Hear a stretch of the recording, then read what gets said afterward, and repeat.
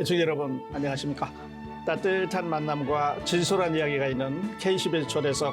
오늘은 약속의 교회를 담임하시고 제49회 KPCA 총회장으로 섬기고 계시는 김경수 목사님 모셨습니다.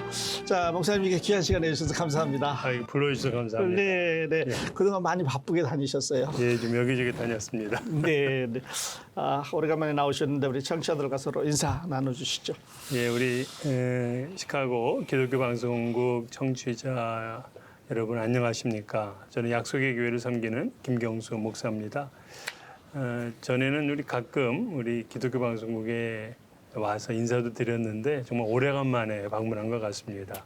그래서 2025년 11월인데요. 가을 단풍이 아주 멋지지 않습니까? 우리 청취자 여러분, 가정과 하시는 일 모두에게 이렇게 아름답고 또 풍성한 열매들이 가득하시기를 바랍니다. 네, 목사님 이제 좀 올드 스토리가 될 것 같기도 해요. 네. 아시는 분들은 이제 아시지만 또 이 청취자들 중에 잘 모르는 분들 계실 것 같은데 목사님이 약속의 교회 이제 오시기까지 하나님 어떻게 만나셔서 이렇게 오셨는지 좀 올드 스토리 어떻게 만난 것까지 뉴 버전으로 좀 말씀해 주세요. 예, 아마 이렇게 본격적으로 제가 하나님 만나고 소명받고 또 목회를 하면서 우리 시카고 약속의 교회까지 오게 된 이야기를 한 적은 사실 별로 없는 것 같긴 해요. 네. 예, 저는 고등학교 1학년 때 교회에서 기도하던 중에 하나님의 부르심을 받게 됐고요. 그러다 보니까는 이제 목사로 나의 길을 가야 되겠다 하고 마음에 이제 결심을 했습니다.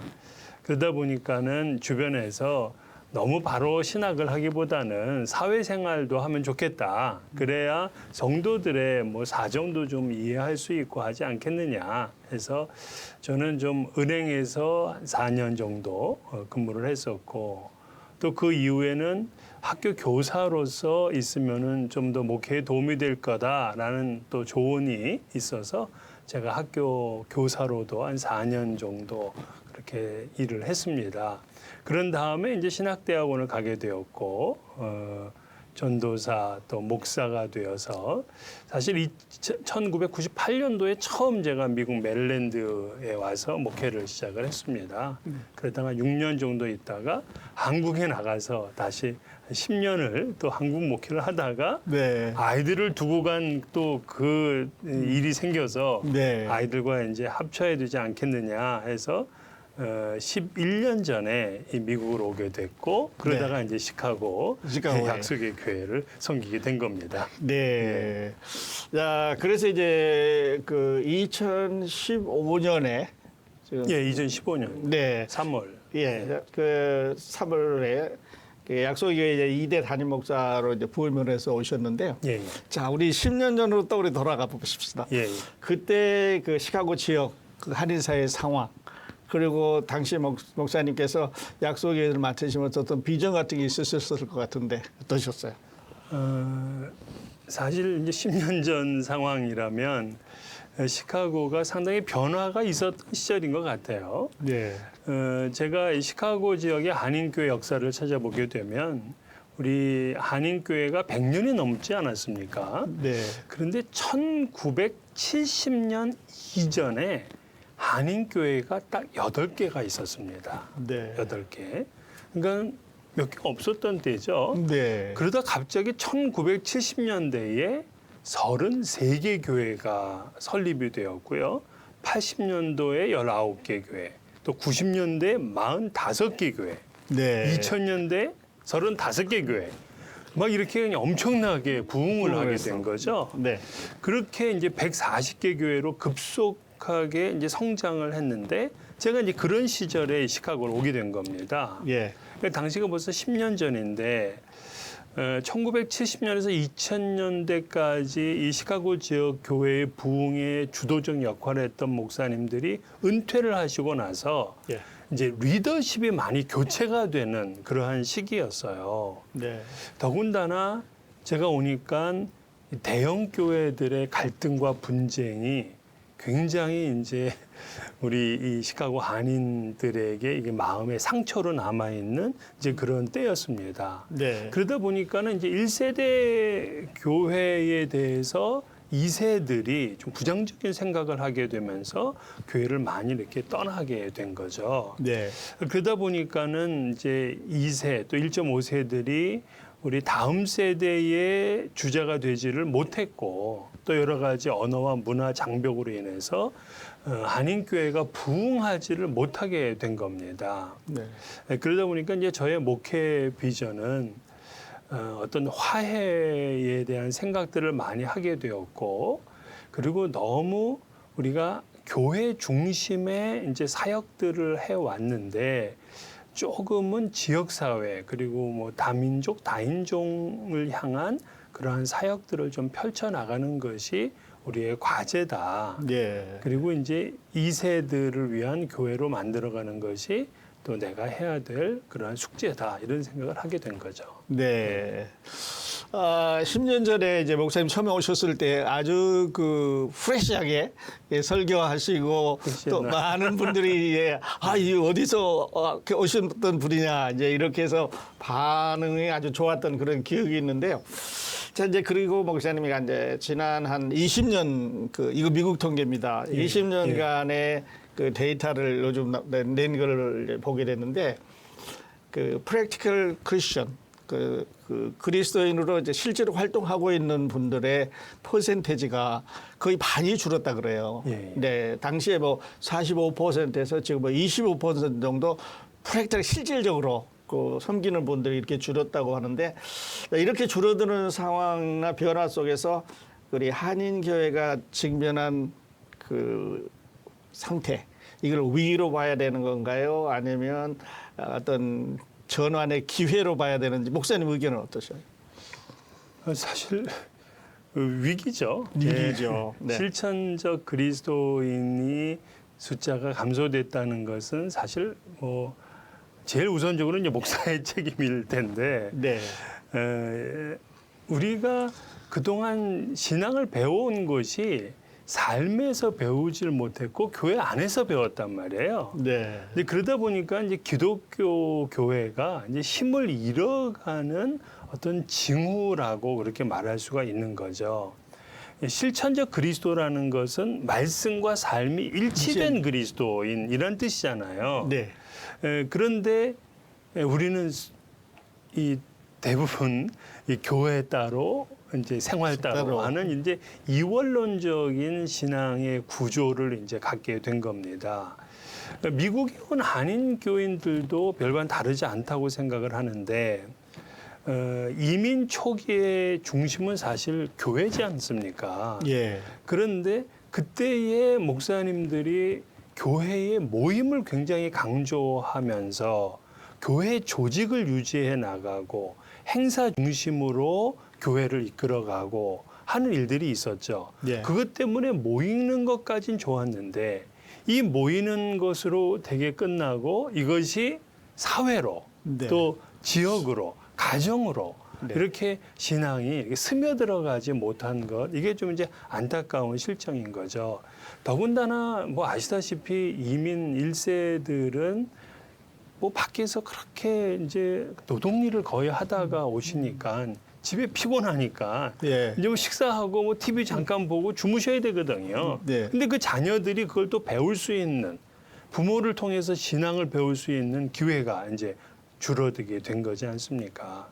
그렇기 때문에 이제 교회가 이런 이제 실정을 이제 직시하고 단지 이민자들의 피난처가 아니라 세대를 잇고 지역을 섬기면서 복음을 삶으로 성화시키는 그러한 일들을 이제금 좀 각성해서 해야 될 때다. 네. 이렇게 생각을 하면 네. 오히려 이것이 전환의 기회가 된다라고 생각하고 있는 거죠. 네, 네. 이 문제에 대해서 한 번 더 내일쯤 한 번 더 여쭈려고 하는데요. 예, 예. 자, 그래서 이제 우리가 놓친 것도 있는데 어떻게 보면 지금 다시 그 처음부터 시작해서 예. 올라가면 다음 세대, 다음 단계에서 좀 낫지 않을까 하는 이런 이제 그 전망도 보게 되는데 희망도 보게 되는데. 예, 예. 그러면 좋죠. 네. 아예 없어. 네, 네. 예. 너무 많은 거를 우리가 그 놓쳤고 또 좋은 것만 생각하다가 지금 어려움이 닥쳐서 이렇게 하고 있는데, 근데 이제 또 다른 보고서가 있어요. 거기를 읽어보니까 그 실천적인 그리스도인들은 줄었는데 예. 개인적으로 데디케이션 하는 그 크리스천들은 늘었어요, 오히려. 그래서 이제 역현상이 나타나고 있는데, 어떤 인스티튜셔널 크리스천 좀 줄었다고 본다면 인디비주얼한 크리스천 좀 늘었거든요. 예. 이럴 때 그 목사님 어떻게 해석을 하시겠어요? 정말 아이러니한 것이긴 한데 네. 흔히 이제 나는 교회 없이도 하나님께 나아갈 수 있다 네. 하는 이제 이런 신앙 경험을 그래요. 우리가 팬데믹 기간 중에 하게 된 겁니다. 맞습니다. 예. 그러다 보니까는 교회 중심의 구조가 약화되었고 개인이 하나님과 관계를 맺는 그런 책임과 자유는 이제 더 늘어서. 확대가 된 것이죠. 네. 그러면 이것이 이제 교회로서는 위기인 건 틀림이 없는데 네. 저는 이걸 또다시 이제 기회라고 우리가 생각해야만 된다는 게 뭐냐면 과거에 우리들은 교회만 가면 내 신앙은 인정받는다 네. 하는 이제 그런 생각을 했습니다. 그러니까 어떻게 보면은 그 당시는 이제 교회 가서 추석도 이제 찍으면 나는 신앙이다 생각했는데 이제 혼자 뚝 떨어져 있으니까 하나님과의 관계의 진정성을 생각하게 된 거죠. 네. 예수님께서도 이 산에서 말고 저 산에서 말고 하나님께 참되게 예배하는 때가 오나니 영과 진리로 예배하라 하고 말씀을 하셨잖아요. 예. 그러니까 오늘 다시금 우리가 영과 진리로 예배하는 것을 중요하게 생각할 수 있는 그 신앙의 본질을 찾을 수 있다면 예. 오히려 이거는 참 기회다 이렇게 생각을 하고 있는 겁니다. 앞으로 이런 현상들은 점점 가속될 것 같아요. 예. 왜냐하면 이 디지털 신앙 생태계가 점점 확장되어 가고 있는 추세란 말이에요. 네. 온라인으로 예배하고 유튜브로 뭐 말씀을 듣고 그래서 성도들은 이제 옛날엔 교회 가면 무조건 교회에서 들려지는 메시지만 들었는데 네. 지금은 내가 원하는 교회, 원하는 목사, 원하는 메시지 이걸 내가 다 선택할 수 있단 말이에요. 네. 그러다 보니까 이제 교회의 권위가 그만큼 이제 줄어들게 되죠. 네. 근데 이게 자칫 위험하기도 합니다. 네, 왜냐하면 위험합니다. 이렇게 되면 말씀에 나를 맞추기보다는 자꾸 나에게 말씀을 맞추려는 네. 이제 자기 주의 신앙이 생길 우려가 있어요. 요것을 이제 조심스럽게 생각하면서 오히려 하나님과의 진정성 있는 만남, 즉 하나님과의 관계를 중요하게 여길 수 있는 기회가 된다면 그건 참 좋은 겁니다. 예. 그런데 제가 한 가지 그 팬데믹 기간 중에 그 우리 성도님들과 요한일서 말씀을 함께 나눈 적이 있어요.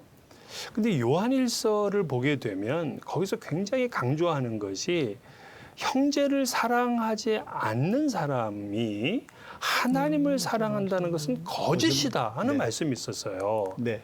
근데 여기서 그럼 형제가 누구냐라고 할 때 그 형제는 사실 교회 성도들이란 말입니다. 네. 그럼 교회 성도들을 진심으로 사랑하려면 교회 교회의 중심이 과잉이죠. 될 수밖에 또 없는 거죠. 네. 단지 교회 건물이 아니라 교회 조직이 아니라 진정으로 그리스도의 피를 함께 나눈 형제 자매를 사랑하는 것이 중요해요. 그렇기 때문에 진짜 개인적인 헌신이 늘어났다 하고 말씀을 하셨는데 네. 그렇다면 네. 그거는 편의주의적이고 형식주의적인 신앙을 떠나서 진짜 하나님과의 관계를 새롭게 하고 또 성도들을 진심으로 사랑하고 아껴주고 섬길 수 있는 그런 기회로 만들어져야지만이 개인적 헌신이 의미가 있는 거다라고 네. 저는 그렇게 생각을 합니다. 네. 예. 그래서 다시 교회로 돌아오게 해서 교회를 통해서 섬기게 하는. 그러니까 교회를 통해서 섬기는 것도 있겠지만은요. 네. 교회 안에서 성도들끼리 서로 사랑하다 보면 네. 서로 사랑하면 세상이 교회가 하나님이 누군지를 알려주는 그런 네. 기회를 얻는다라고 하잖아요. 네, 네. 야, 아주 좋은 말씀 해주셨는데요.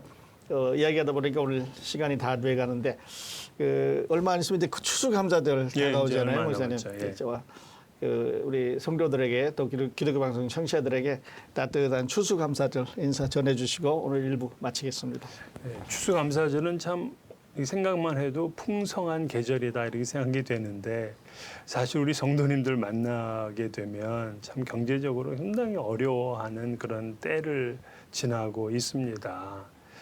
그러다 보니까 저는 요번에 우리 교회에 옥문을 열자 하는 이제 그런 이제 주제를 가지고 옥문을 여는 기도, 옥문을 여는 찬양, 옥문을 여는 감사 뭐 이런 이제 말씀을 나누려고 하는데 우리 시카고 지역에 있는 많은 성도님들도 이번 추수감사절이 기도와 찬양과 감사 이 일을 통해서 여러분의 문이 열려지고 또 막혀있던 것이 활짝 또 열려지기도 하고 또 갇혀 있는 것에서 해방되고 자유롭게 되는 그러한 축복이 함께 하시기를 그렇게 응원하고 기원하겠습니다.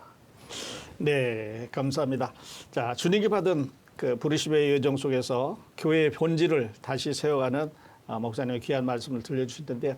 내일 2부에서는 다음 세대와의 소통 그리고 목회자의 그 회복과 비전에 관한 이야기 계속 나누도록 하겠습니다. 목사님 이렇게 나와주셔서 감사합니다. 예, 감사합니다. 함께해 주신 애청자 여러분, 감사의 달 11월 여러분 모두에게 하나님의 풍성한 축복이 함께 하시기를 바랍니다. 저는 내일 여러분 다시 뵙겠습니다. 감사합니다. 안녕히 계십시오.